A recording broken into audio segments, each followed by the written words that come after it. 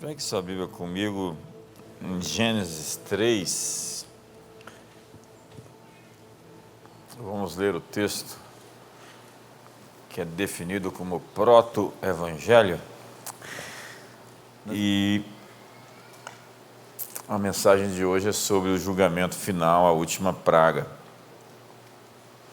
Foram 10 pragas no Egito e a última interrompeu a sucessão, a sequência que era dada de Faraó para seu filho primogênito. E eu vou explicar um pouquinho sobre isso, sem antes dar a introdução que preciso. Gênesis 3,15 diz: porém inimizade entre ti e a mulher, entre a sua descendência e o seu descendente, este te ferirá a cabeça e tu lhe ferirás o calcanhar. Porém, inimizade entre ti e a mulher, entre a tua descendência e o seu descendente, este te ferirá a cabeça e tu lhe ferirás o calcanhar. Então, eu quero mostrar a você que tudo tem a ver com essa descendência. A promessa original era sobre uma descendência, era uma separação entre dois tipos de sementes, dois tipos de atitudes, dois tipos de pessoas. Quando Deus fala para Abraão acerca dele, da promessa, não era sobre uma promessa unigeracional, mas multigeracional. Olha o que o texto diz. Deus está falando a Abraão: estabelecerei a minha aliança entre mim e ti e a tua descendência no decurso das suas gerações, aliança perpétua para ser o teu Deus e da tua descendência. Dar-te-ei a tua descendência a terra das tuas peregrinações, toda a terra de Canaã, em possessão perpétua, e serei o seu Deus. Mais uma vez, nós estamos falando de uma descendência. Se nós formos ligar os pontos na Bíblia, você vai ver que a promessa sempre tem a ver com essa coisa da descendência. Quando a Bíblia vai explicar essa descendência de Abraão, vai montar a Cristo lá em Gálatas. Nós estamos agora no Novo Testamento, falando que se você é de Cristo, também sois descendentes de Abraão e herdeiros segundo a promessa. O descendente de Abraão, segundo a Bíblia, é Cristo.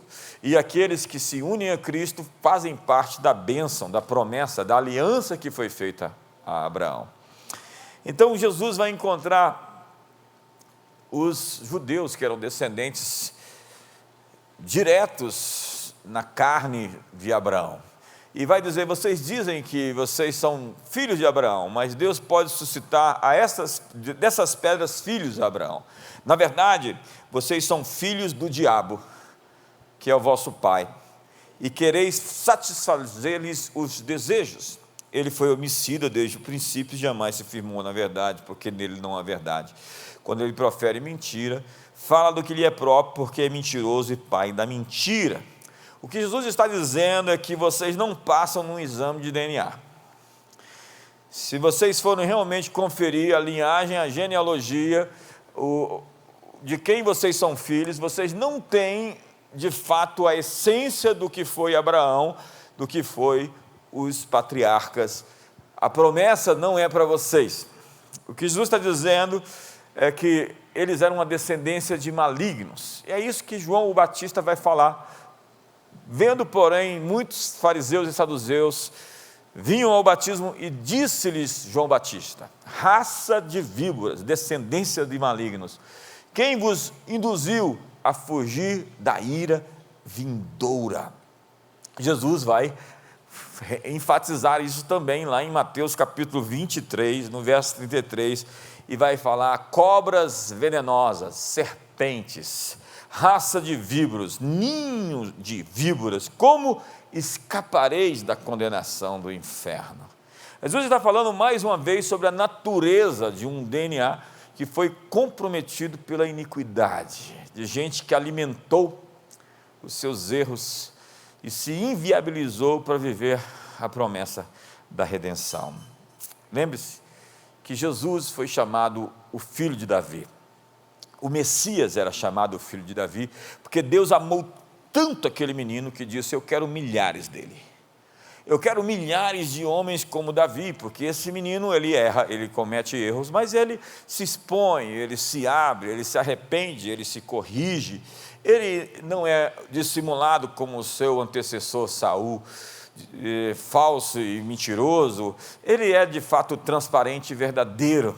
E Deus fala que chega um momento que cada um vai se tornar como um Davi. O menor de vocês vai ser um Davi. Deus amou demais Davi e queria multiplicá-lo. E prometeu que não faltaria diante dele no trono de Israel um descendente de Davi. Daí o Messias ser chamado de filho de Davi. Tudo então é sobre a linhagem, sobre uma descendência, sobre um DNA. Nós estamos aqui querendo reproduzir um DNA. E apesar de que existam pessoas que dizem que são filhos da casa, nós não sabemos se no teste de DNA elas passam também. Nas parábolas do reino, Jesus disse sobre os bons peixes e os maus peixes, que foram todos pegos juntos na rede. E na consumação dos séculos serão separados os bons dos maus. No Mateus 25, ele vai dizer que ele vai separar os cabritos das ovelhas. Vai dizer aos cabritos: apartai-vos de mim. E eles estão à esquerda, sugestivamente, malditos para o fogo eterno. E aos que estiverem à sua direita, ele vai dizer: vinde a mim, benditos do meu Pai, entrai para o gozo do teu Senhor. Jesus também vai falar sobre o joio e sobre o trigo. E veja só, que crítica é isso. Na época da colheita, o joio vai aparecer. Então essas épocas de grande colheita vão trazer sobre nós a tensão da separação das sementes, da descendência, do DNA. A época da colheita é uma hora de revelação. E é incrível, porque as pessoas já estão se mostrando. O que nós vimos nos últimos anos foi a manifestação do que estava escondido em pessoas, nos sistemas. As coisas realmente se acentuaram, como foram previstas pelo apóstolo Paulo, lá em 2 Timóteo capítulo 3. Então nós temos hoje um cenário onde muita coisa pipocou de dentro para fora das pessoas. E como as pessoas estão se tornando melhores ou piores de maneira dramática. Eu não imaginei que nós chegáramos tão rápido ao ponto onde estamos.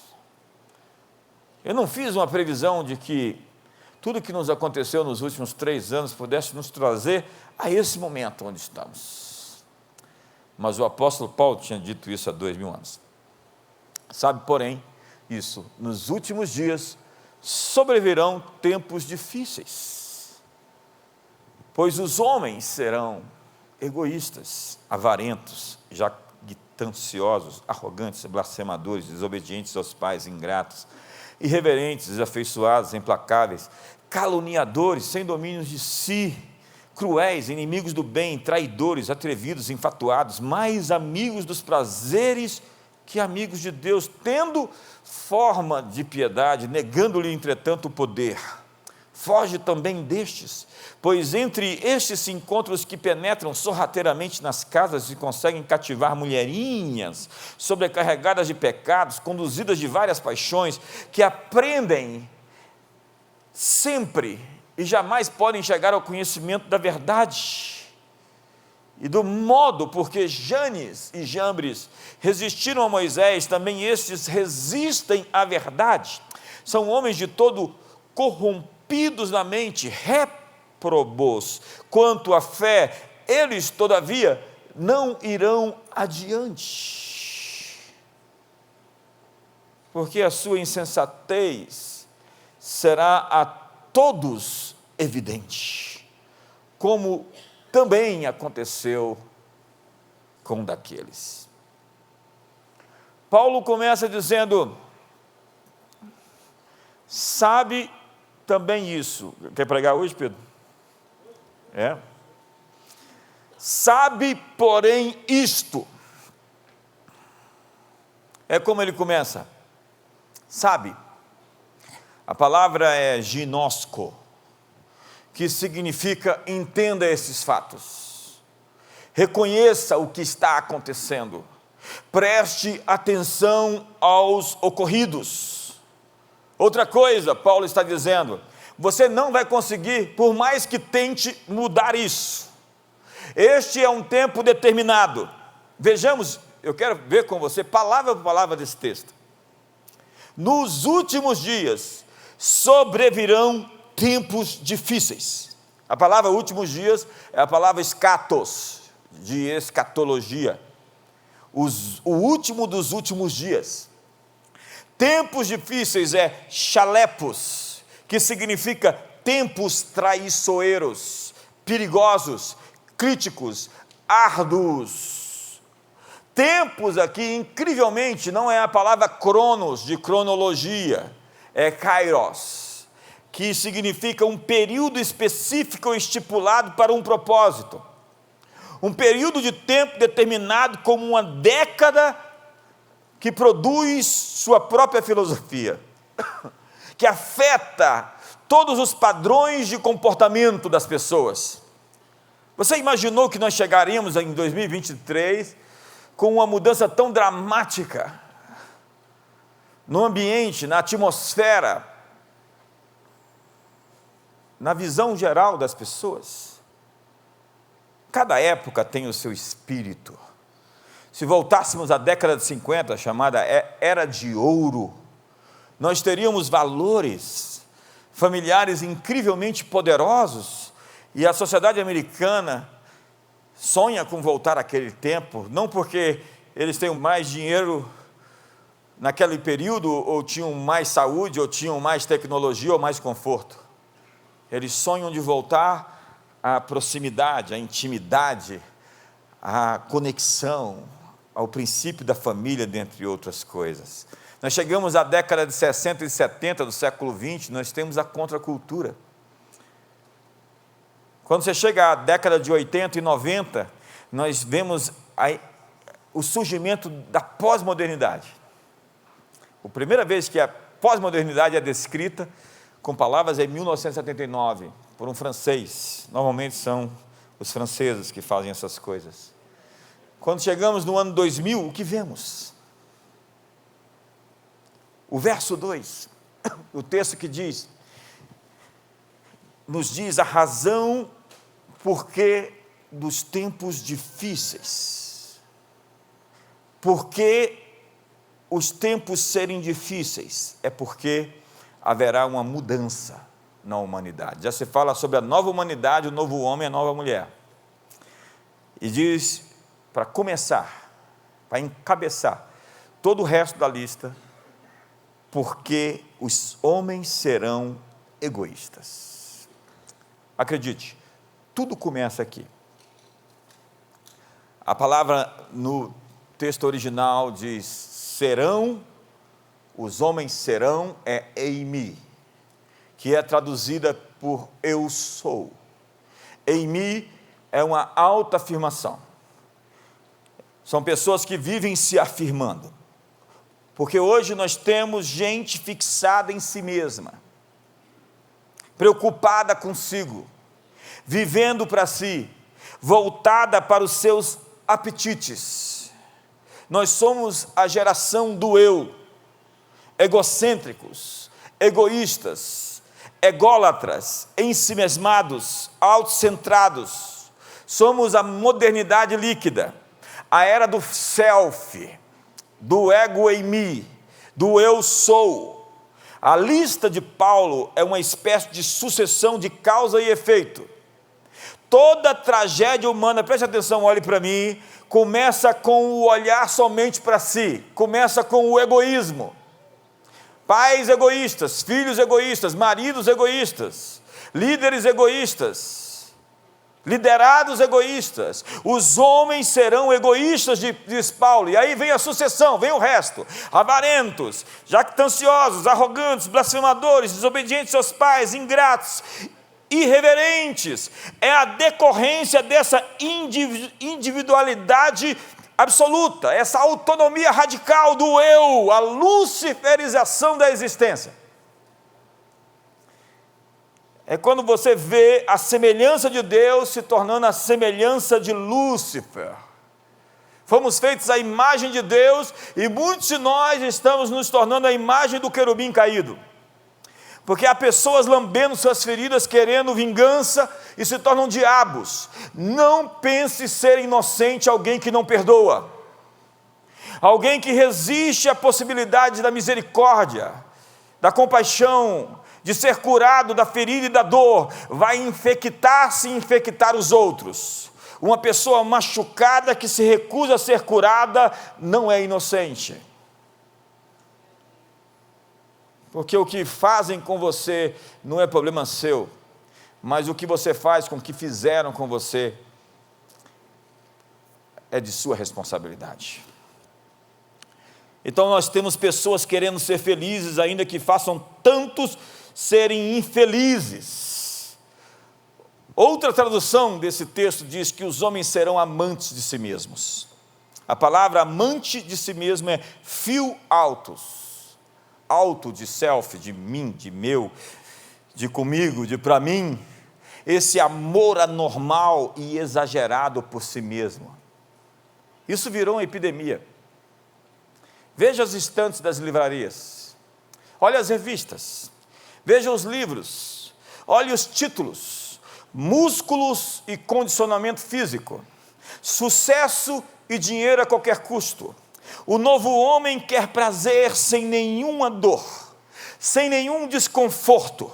A felicidade do mim, do meu, do para mim, do para eu, do comigo, o que eu vou ganhar com isso, quais são os benefícios que eu tenho. Nós somos a geração do hedonismo exponencial. É quando todo mundo gira em meu redor. Eu farei o que é melhor para mim, o que me promove, o que me der vantagem, o que me der mais dinheiro. Nós temos a ética do vou fazer o que eu quero, o que me der mais proveito, o que me deixar mais confortável.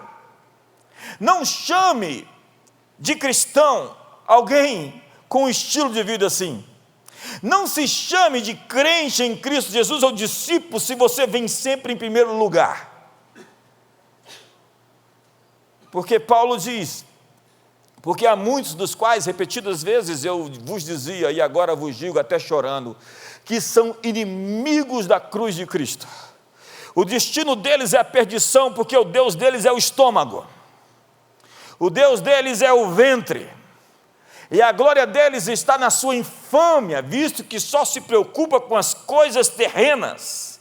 Eles dizem estar a serviço de Cristo, mas servem apenas a si mesmos.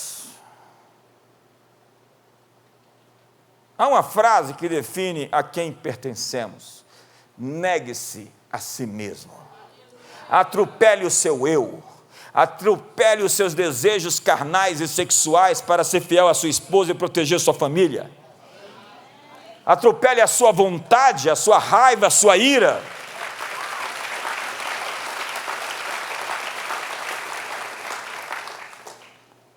A palavra amor aqui é fio de amizade, esse amor, até mesmo superficial, porque o amor, descrito em 1 Coríntios capítulo 13, que tudo sofre, tudo crê, tudo espera e tudo suporta, é HP, é o amor que se sacrifica. As pessoas dizem, mas é o amor, amor não é luxúria, amor não é promiscuidade, amor é sacrifício, é a capacidade de servir ao outro a despeito de si. Segundo Paulo, os tempos se tornam difíceis quando os homens são apaixonados por si mesmos, são insensíveis aos outros, evitam o sofrimento de toda forma. É o que Jordan Peterson hoje diz: os homens não sabem sofrer com dignidade, e são incapazes de se sacrificar. Eles querem ter prazer, eles querem se aproveitar das garotas, eles deixam filhos ao léu do vento, sem o compromisso de honrar esses meninos que foram gerados por eles. Um câncer, um tumor social, um homem entregue aos seus apetites. disso nós temos uma sucessão, uma sequência, decorrente a partir do egoísta. Tudo começa com o egoísta. Depois de egoísmo, necessariamente os homens se tornam avarentos. A palavra é fio arguros, outra vez a palavra fio, de filéu. Arguros, amante da prata. Depois de avarentos, eles são jactanciosos. A palavra é alazon, que quer dizer eles contam vantagem, vivem para o ego, gabam-se, mentem para tirar proveito, exageram ou dizem qualquer coisa para se sobressair. Perder é para os fortes, porque os fracos só sabem ganhar. A consequência da jactância é a arrogância, que é um espírito de superioridade. Arrogância é a mentalidade de alguém que se vê melhor do que os outros. Então, se você se enxerga superior, você está mesmo na condição de julgar os outros. Na sequência, e como consequência disso, nós temos os blasfemadores. Hoje nós temos uma geração de pessoas que têm opinião sobre tudo. É incrível, eu coloco 2 doutores falando sobre assuntos tão profundos, e eles se estudaram e se tornaram pessoas preparadas naquele assunto, e alguém que nunca estudou nada sobre aquilo vem emitir a sua opinião, que não tem nenhum senso de realidade. E ele se acha no direito de opinar sobre qualquer assunto que ele não teve uma prévia. Deixa para lá. É incrível essa geração da internet, do Twitter, das redes sociais. Eles são tão superficiais, e eles querem comentar sobre tudo. A Bíblia fala desses homens como pauradores frívolos, tagarelas. Não temos mais dúvidas, só temos certezas. Não temos mais perguntas, apenas respostas. Abra uma caixinha de perguntas no Instagram e pronto, tudo se resolve num passo de mágica. Estão ali as soluções para as demandas da vida. Blasfêmia é a incapacidade de separar o santo do vil, o santo do profano, é brincar com as coisas sagradas. A propósito, coisa sagrada na vida é autoridade. Nos últimos dias virão tempos difíceis, porque os homens serão desobedientes aos pais. A palavra é apeitos. A é o prefixo negativo, e peitos, aquele que se deixa persuadir. Então nós temos filhos que não se deixam persuadir, desenfreados, descomedidos, indisciplinados, fora de controle, licenciosos e sem limites. Em razão disso, eles se tornam ingratos e avarentos. Não, ingratos e irreverentes. A palavra é charistos, que é ações de graças, uma condição de agraciamento. Mas a palavra, na verdade, é acharistos, que é sem graça, ou desgraça, é ingrato. É uma reversão da graça. A gratidão é um grande indicador de onde você está espiritualmente. A ingratidão é sempre o primeiro passo para a degradação moral. Ela faz o raciocínio ficar confuso, emburrece as pessoas. Aprenda a confiar em pessoas gratas, porque os ingratos sempre são infiéis. Romanos 1, 21. Porquanto, tendo conhecimento de Deus, não o agradeceram, não o glorificaram como Deus, nem lhe deram graças, antes se tornaram nulos em seus próprios raciocínios, obscurecendo-lhes o coração insensato. Veja o texto, veja a expressão, obscurecendo-se-lhes o coração insensato. O que existe em seus corações insensatos? Trevas, escuridão. Por quê? Por conta da ingratidão. Um mundo ingrato é um mundo com a inteligência debilitada. E diz o texto: inculcando-se por sábios, se tornaram loucos. Eles se idiotizaram, estupedificaram. Eles se tornaram idiotas, imbecis. Por quê? Porque foram incapazes de glorificar a Deus e lhe dar graças. E mudaram a glória do Deus incorruptível em semelhança à imagem de homem corruptível, bem como de aves, quadrúpedes e répteis. A ingratidão, portanto, é a prima irmã da irreverência. Então perde-se o respeito, brinca-se com qualquer coisa, com tudo, acabaram-se os limites, se faz piada sobre qualquer tema. Irreverência é o contrário do reverente, é o lascivo, o imundo, o mau, o sujo. Daí vem o desafeiçoado. A palavra é sem afeto natural. Quando eu fiz faculdade, a minha professora disse: olha, o instinto materno é a coisa mais poderosa que existe, mas existe um instinto que pode sobrepujá-lo, o instinto assassino. Quando você vê uma mãe matando a sua prole, é alguém sem afeto natural. Sem amor natural à família. Tem gente incapaz de amar os seus. Paulo disse que aqueles que negaram sua família, eles negaram a fé. E eles se tornaram sem lealdade. Você conhece alguém que tinha que colocar na testa dele uma marca assim? Sem lealdade. Não existe lealdade. Diz que na Rússia comunista, na União Soviética comunista, o Partido Comunista dava grandes benefícios a alguém que denunciasse o seu irmão, o seu pai ou a sua mãe, porque ele provava que tinha um vínculo poderoso, maior do que o sanguíneo, nesse caso.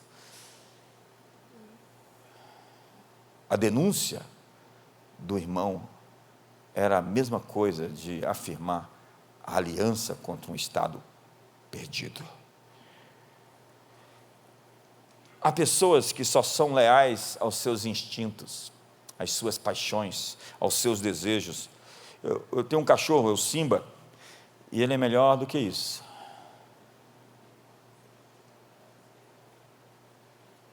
Dá um sorriso para o irmão do lado. E o buraco vai ficando mais fundo. Paulo diz que os tempos serão difíceis porque os homens serão implacáveis ou irreconciliáveis. É quando as diferenças se tornam abismos intransponíveis. E não existe mais acordo, conciliação, possibilidade de restauração. Rompeu-se. Então, com alianças violadas, acordos quebrados, sem reconciliação, começam as calúnias. Veja aqui uma sucessão, uma sequência destrutiva está em curso. É uma cadeia de eventos em movimento nas profundezas da alma do indivíduo. Nos últimos dias, diz a Bíblia, os homens serão caluniadores. Eu creio que nós estamos nesses dias. E a palavra caluniador é a palavra diabolos, é a mesma palavra diabo. Nos últimos dias as pessoas serão diabo. Diabolos é aquele que se coloca no meio, que divide, que cria intriga, que fuxica, que coloca um irmão contra o outro. Você conhece alguém assim? Liga para ele hoje e fala: o bispo estava falando de você no culto. Não, não faça isso. Olha só o texto. A tua língua urde planos de destruição, é qual navalha afiada, ó praticadora de enganos. Muda aí o texto, eu sei que tem aí mais texto, mas vamos correr. Eles afiam suas línguas como espada e apontam com as flechas palavras amargas. Senhor, livra-me dos lábios caluniadores, diz o salmista, e da língua mentirosa e enganadora. De caluniadores, eles se tornam sem domínio de si. A palavra é akratos. Kratos é nobreza ou poder. É a imagem de uma pessoa em posição de autoridade fora do controle. Um poder fora do controle. Uma esposa fora do controle, um marido fora do controle, governos fora de controle, apetites fora de controle. Estamos em um mundo fora do controle. Essas pessoas estão em rota de colisão com o desastre. O algoritmo delas já está escrito, consumado. É uma questão de tempo. Pode esperar um pouquinho. Porque poder fora de controle faz os homens se tornarem indomáveis. Paulo disse: os homens seriam cruéis. Cruéis. A palavra é anemeros, que significa incivilizado. Pessoas que não têm protocolos cívicos, inimigos do bem. Isso é bem atual hoje. Inimigos do bem. E a lista segue: traidores, gente disposta a quebrar o juramento para obter lucro, vantagem. Atrevidos, alguém que tem uma mente temporal em busca de soluções rápidas, pessoas que não pensam a longo prazo. Eu vou tomar uma decisão, eu sempre me pergunto: onde isso vai me levar? E eu faço contas. Eu quero saber qual é o resultado das minhas escolhas a longo prazo. Enfatuados, a palavra é tufor, de onde vem a palavra tufão, alguém que onde chega passa como um furacão, barulhento, tempestuoso, mas na velocidade como chegou, vai desmoronar. Vai passar rápido. Ei, olha para mim, a ascensão dos ímpios vai passar rápido. Então segue a lista. Mais amigos dos prazeres que amigos de Deus, gente que vive para o momento. O importante é o agora, o que eu sinto, o que eu preciso. Chegamos ao verso 5, fica calma aí, você vai sobreviver à mensagem. Tendo forma de piedade, aparência de piedade, negando-lhe entretanto o poder. A palavra forma é morfosis, esboço, silhueta, que tem aparência, mas não é da mesma substância. Tem aparência, mas não é da mesma substância. Tem coisas que parecem piedade, mas não é. Tem forma de piedade, mas negar é arneomai. Sei que o poder existe, sei que ele é real, mas vou paralisar a sua operação. Isso é negar. É quando existem pessoas em ação para paralisar o que Deus está fazendo. E Paulo grita, ele fala enfaticamente: foge também destes. No grego a palavra é mais assintosa, evite-os com horror. Fuja deles. Deus fala na Bíblia: fuja deles. Não somente os evite, mas fique longe deles. Por quê? Não pense no que eles estão dizendo. Não se envolva no que eles estão fazendo. O engano é a mensagem deles. Há ministros do Evangelho cuja função foi dada por Satanás para parar o movimento de Deus. São agentes infiltrados. O resumo é que uma igreja sem poder não é uma igreja piedosa. Você não consegue sustentar a sua reputação ilibada se você não tiver o poder do Espírito para vencer o pecado e as tentações que vêm sobre você. É o poder do Espírito que nos capacita a ser vencedores contra nós mesmos.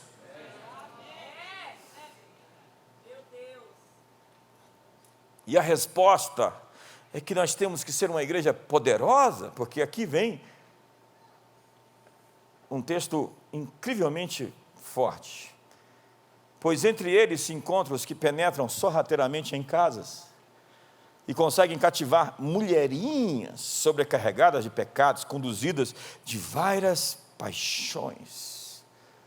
Penetrar sorrateiramente é o mesmo que colocar uma nova muda de roupa. O inimigo quer entrar nas casas com uma nova embalagem, com um novo rótulo, uma nova linguagem, uma nova roupagem. E o alvo aqui são mulherinhas, não é sobre mulheres, mas mulherinhas. Eu decidi esses dias que eu escrevi um livro sobre masculinidade, e eu vou escrever um próximo livro sobre feminilidade, eu vou escrever um livro sobre mulheres. E o texto continua. Calma aí que eu vou entrar depois dessa introdução no meu tema.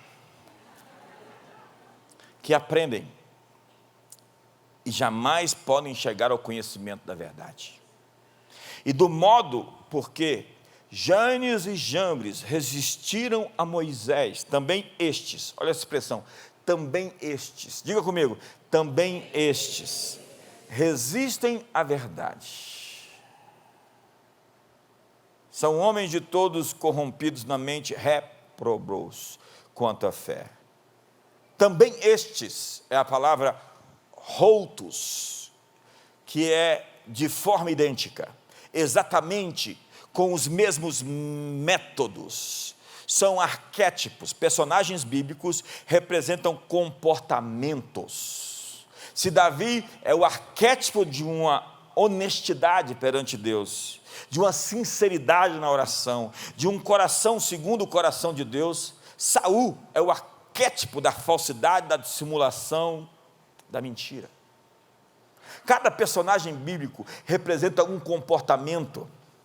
O que está fazendo Balaão na igreja de Pérgamo ou Jezabel na igreja de Tiatira? Balaão já tinha morrido muitos séculos antes e Jezabel, a princesa fenícia, já não existia mais.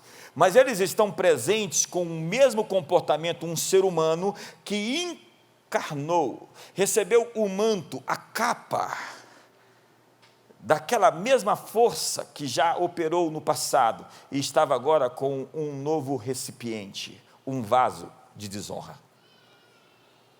O espírito de Jezabel está atrás de pessoas que possa controlar. Balaão, que é o profeta que intenta, procura a todo custo amaldiçoar, amou o prêmio da maldição. Você conhece pessoas assim que têm a sina de lançar maldições sobre nós, de falar mal, de criticar? Balaão vai encontrar com a jumenta. E se não se encontrar com a jumenta, vai encontrar com um anjo. Você que não lê a Bíblia está voando, né? Fico com pena de quem não lê a Bíblia aqui. Fica assim, que passa? Que passa? Quem é Balaão? O que aconteceu com a jumenta? E o que o anjo tem a ver com isso? Janes e Jambres resistiram a Moisés. Também estes resistem à verdade. Então, estamos de volta ao Egito, na corte de Faraó, por volta do ano 1450 a.C. Tempo pra caramba, hein? E temos os magos de Faraó, Janes e Jambres. Lembra disso? Vamos lembrar a sua memória, já que você esqueceu o texto que leu. Falou o Senhor a Moisés e a Arão: quando o Faraó vos disser, fazei milagres que vos acreditem, dirás a Arão, toma o teu bordão e lança-o diante de Faraó, e o bordão se tornará em serpente. Olha só o que esse texto. Deus enviou Moisés até Faraó, não foi com um folheto ou com um livro para dizer, deixa o meu povo ir. Não. Deus enviou Moisés a Faraó com a autoridade de sinais, prodígios e maravilhas. A igreja do século 21 não sobreviverá a uma mensagem morna. Nós fomos chamados para ser canais do movimento do Espírito Santo, que vai exigir aos faraós desse tempo que deixe o povo sair. Veja só o texto. Faraó. Então Moisés e Arão se chegaram a Faraó e fizeram como o Senhor lhes ordenara. Lançou Arão o seu bordão diante de Faraó e diante dos seus oficiais, e ele se tornou uma cobra. Faraó, porém, mandou vir seus sábios encantadores, Janes e Jambres. E eles, os sábios do Egito, fizeram também o mesmo com as suas ciências ocultas. Pois lançaram eles cada um seu bordão, e eles se tornaram em serpentes. Mas o bordão de Arão devorou os bordões deles.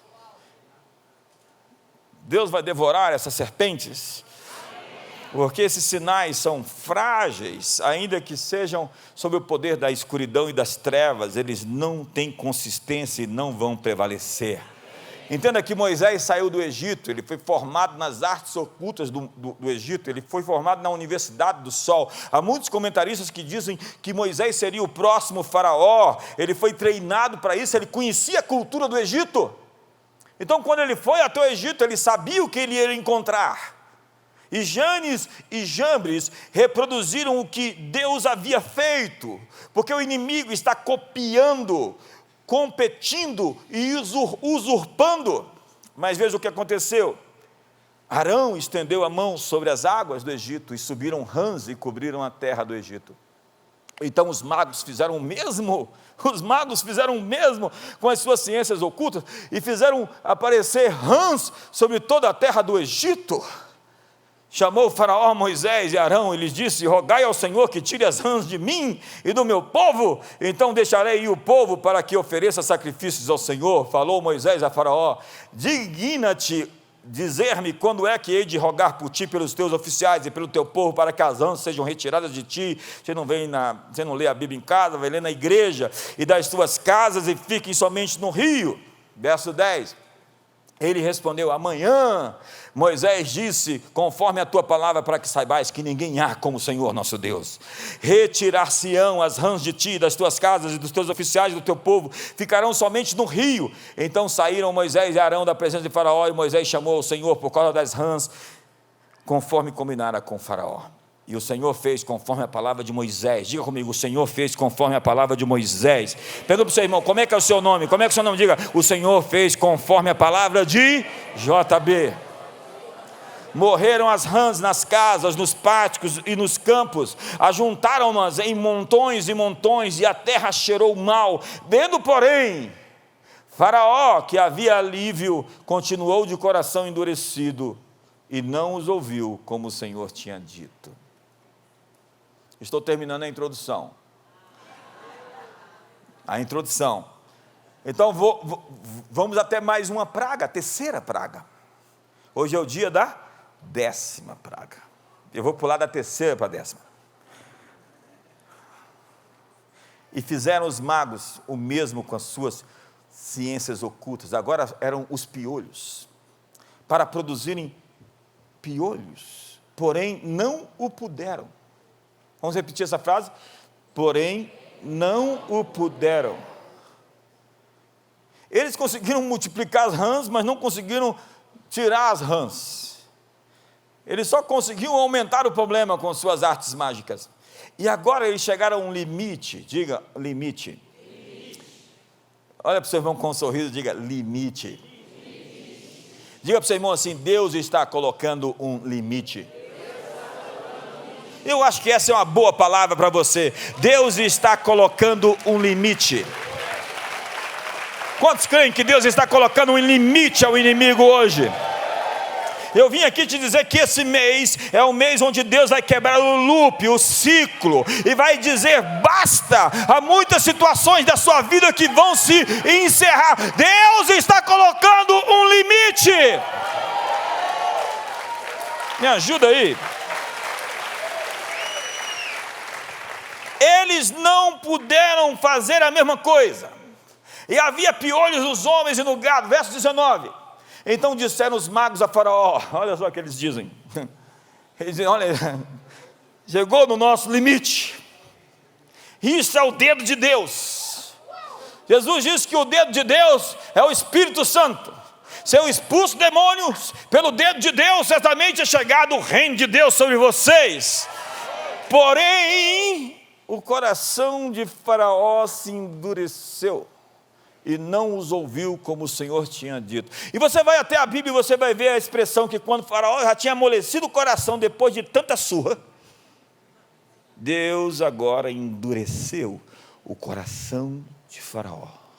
Por que Deus endureceu o coração de Faraó? Porque ele queria remover não somente o seu povo do cativeiro. Ele não queria simplesmente libertar o seu povo. Deus queria destruir toda a estrutura opressiva, política, econômica, militar dos faraós. O que Deus estava pensando era em gerações futuras. Se o Egito permanece como uma grande potência irresistível, não havia ninguém páreo para o Egito. Os hititas tentaram combatê-los por muito tempo, mas não conseguiram. Não havia ninguém que pudesse com o Egito. E Deus disse: eu vou tirar o meu povo de lá e vou destruir tudo. Vou enfraquecê-los, porque a estrutura de poder que eles têm serve para escravizar, dominar, oprimir. Deus disse, como uma doença a ser extirpada, eu vou exterminar o mal que tinha um representante físico. Se Faraó deixasse apenas o povo de Israel ir, a opressão iria continuar. As pragas eram julgamentos para punir as trevas. Se você for estudar cada uma das pragas, a deusa serpente representava todos os deuses do Egito. Então foi lá Deus e colocou a vara de Moisés para engolir as serpentes dos magos, Janes e Jambres. As rãs eram deuses, e Deus foi e humilhou. O rio Nilo era um deus, e Moisés se tornou um rio de sangue. O deus Ra, Amon-Ra, era o deus Sol, e Deus deu uma pancada, um knockdown no deus Ra, dizendo 3 dias sem aparecer o sol, veja se Amon-Ra consegue trazer luz para vocês. Quando terminaram todas as pragas, os egípcios e seus deuses estavam humilhados, porque o Senhor estava dizendo: somente há um Senhor, somente há um Deus.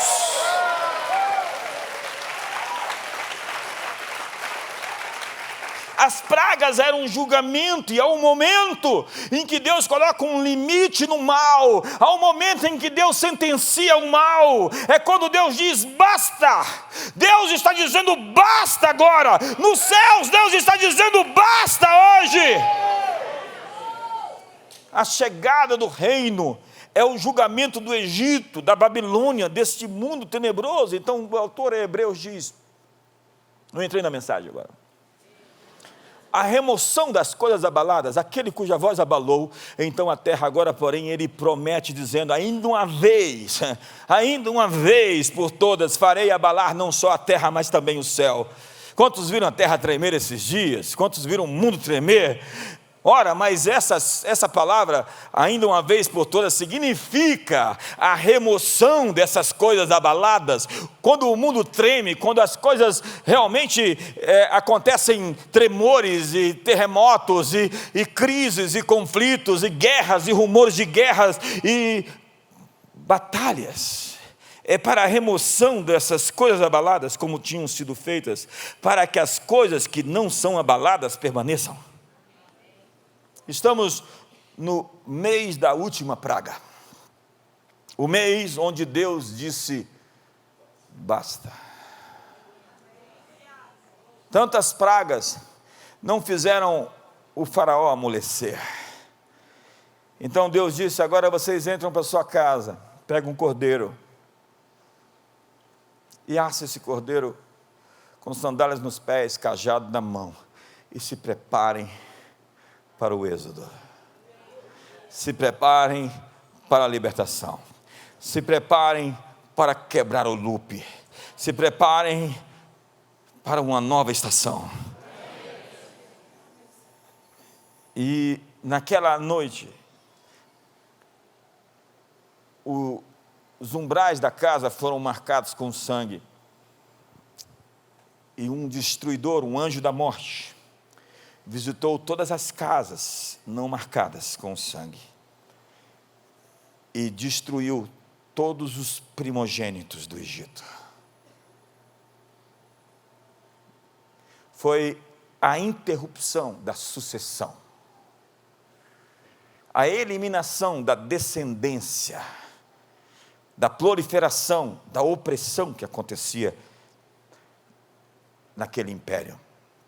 Entenda o seguinte: toda organização, igreja, governo, nação, depende de sucessão. Diga comigo, sucessão. Deus estava colocando o dedo, interrompendo a multiplicação de um determinado DNA, de uma determinada descendência. A morte dos primogênitos foi a eliminação do DNA da opressão. A partir disto, o Egito enfraqueceu. Isaías diz: o Egito nunca mais será uma grande nação. Uma geração agora não daria a sua força a outra, o seu poder, a sua glória e a sua riqueza. Por que as nações civilizadas são mais ricas? Porque nós temos genealogia. Nós podemos dizer quem é o nosso avô, que trabalhou pelo nosso pai, e o nosso pai trabalhou por nós. E por isso nós não nascemos nesse mundo sem nada. Supõe-se. O Egito seria um povo sem herança e sem sucessão. Depois, a abertura e fechamento do Mar Vermelho foi a libertação do povo e a destruição de toda a infraestrutura e aparato militar do Egito. O Egito acabou como potência. Sigamos o texto. Janes e Jambres são o arquétipo da apostasia. São homens de todos corrompidos na mente, reprobos quanto à fé. E diz a Bíblia que eles, todavia, não irão avante. Vamos repetir essa frase? Não irão avante. Porque a sua insensatez será a todos evidente, como também aconteceu com a daqueles. Sua insensatez será a todos evidente. Deus está descortinando, Deus está revelando, Deus está abrindo, Deus está iluminando e está expondo. Porque Janes e Jambres, que estão por aí, até por aqui talvez,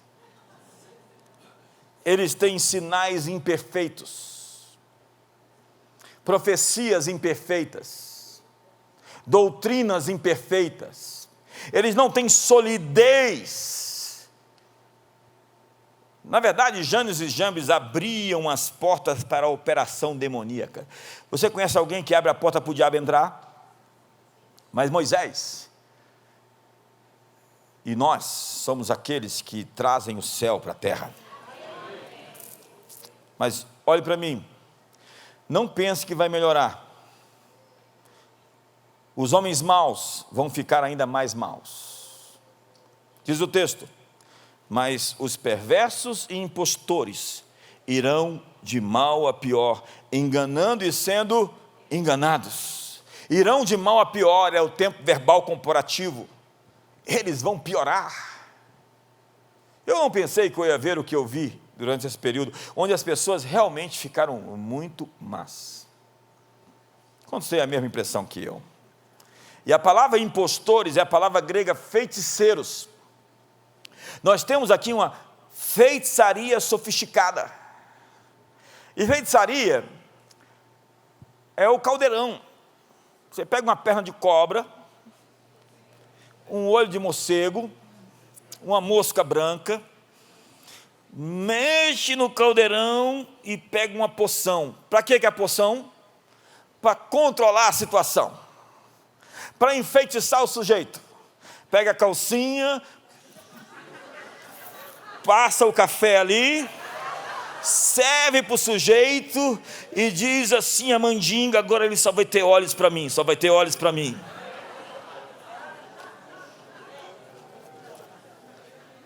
A sensualidade é um espírito de encantamento.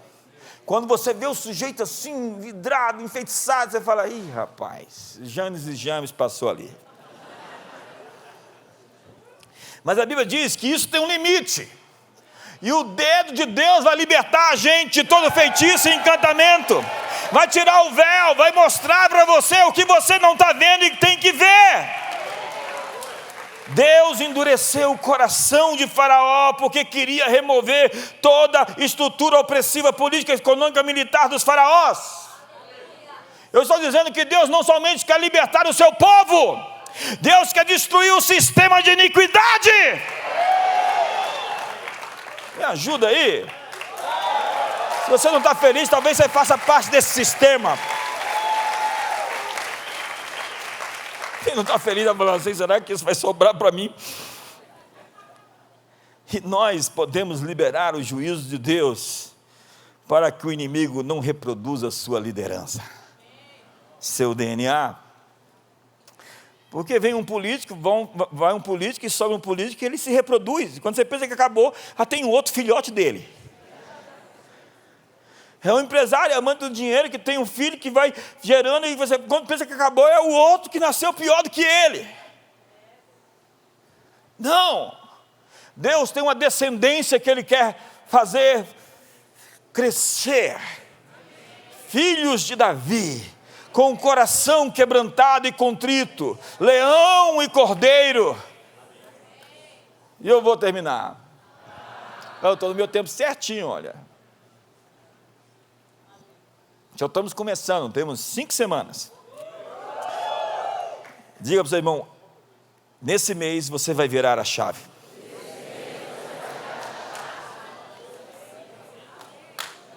Diga para o seu irmão: nesse mês você vai passar de fase. Diga para ele: nesse mês você vai quebrar o loop, o ciclo. Deus está pondo um ponto final. Deus está pondo um ponto final.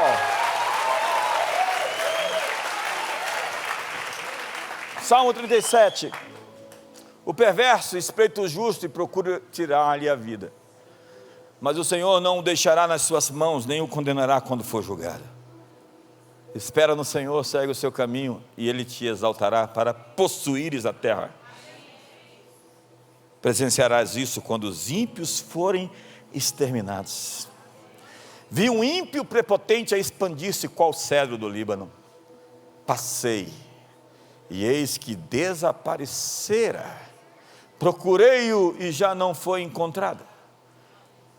Observa o homem íntegro e atenta no que é reto, porquanto o homem de paz terá posteridade. Quanto aos transgressores, serão a uma destruídos, a descendência dos ímpios será exterminada. Vem do Senhor a salvação dos justos, Ele é a sua fortaleza no dia da tribulação. O Senhor os ajuda e os livra, livra-os dos ímpios e os salva, porque nele buscam refúgio. Diz Provérbios: a memória do justo é abençoada, mas o nome dos ímpios apodrecerá. Diz Provérbios ainda: mas os ímpios serão exterminados da terra, e dela os aleivosos serão desarraigados. O mês de março é o mês de Purim. É o mês em que Amã fez uma forca. Ele preparou um decreto para destruir todo o povo de Deus. E naquele mês, o decreto de Amã se virou contra ele.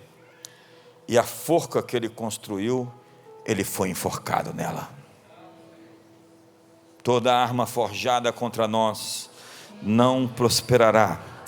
Toda língua que ousa contra nós em juízo, nós a condenaremos. Essa é a nossa herança e esse é o nosso direito que do Senhor procede. Fique de pé. A última praga é o nome dessa mensagem. Quando Deus diz, quando Deus diz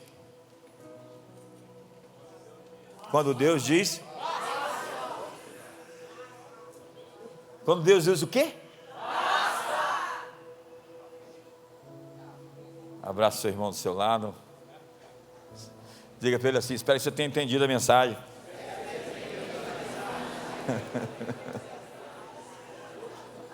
Diga para ele: a propósito, eu espero que você esteja do nosso lado. Diga: é bom para você estar do lado certo.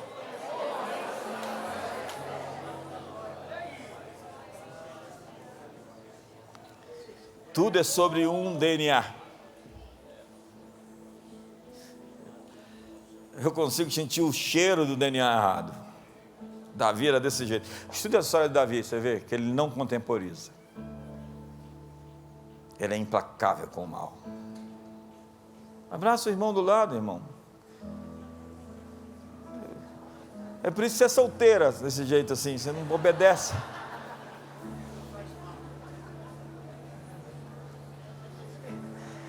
Senhor, vê esse povo que se chama pelo teu nome. Eles são teus filhos, obra dos teus dedos, das tuas mãos. E em falar em dedo, ativa hoje o dedo de Deus. Libera hoje sinais e prodígios, maravilhas no nosso meio. Toda doença seja extirpada, todo diagnóstico de morte seja cancelado, todo ardil e toda armação, toda armadilha. Eu tenho uma palavra: armadilha. Diz o texto na Bíblia: quebrou-se o laço. Diz o texto: ele te livrará do laço do passarinheiro e da peste perniciosa.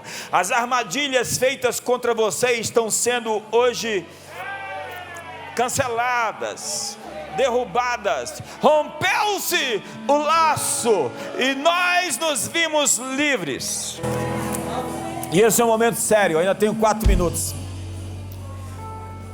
É o momento de dizer: Senhor, multiplica o DNA da liderança, o DNA da lealdade, o DNA da verdade, da pureza, o DNA daqueles que te buscam, que têm sede e fome, que têm um coração quebrantado e contrito, o DNA da humildade, o DNA daqueles que querem o bem, fazer o que é certo.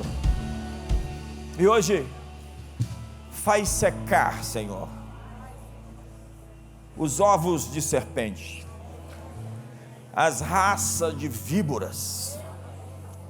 Faz secar, Senhor, aquilo que é o joio, que é a semente ruim, os peixes maus.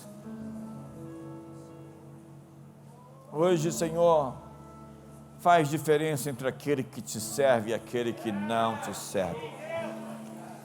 E sim, põe um ponto final. O inimigo tem, Senhor, gritado como um Golias, um gigante que tem difamado, agredido verbalmente e falado. Hoje, que os Davis se levantem, que os gigantes caiam por terra. Põe um ponto final e diga: basta. Pai, eu oro para que nessas próximas semanas desse mês o Senhor possa nos visitar com unção, com estratégias, com livramentos, com canções,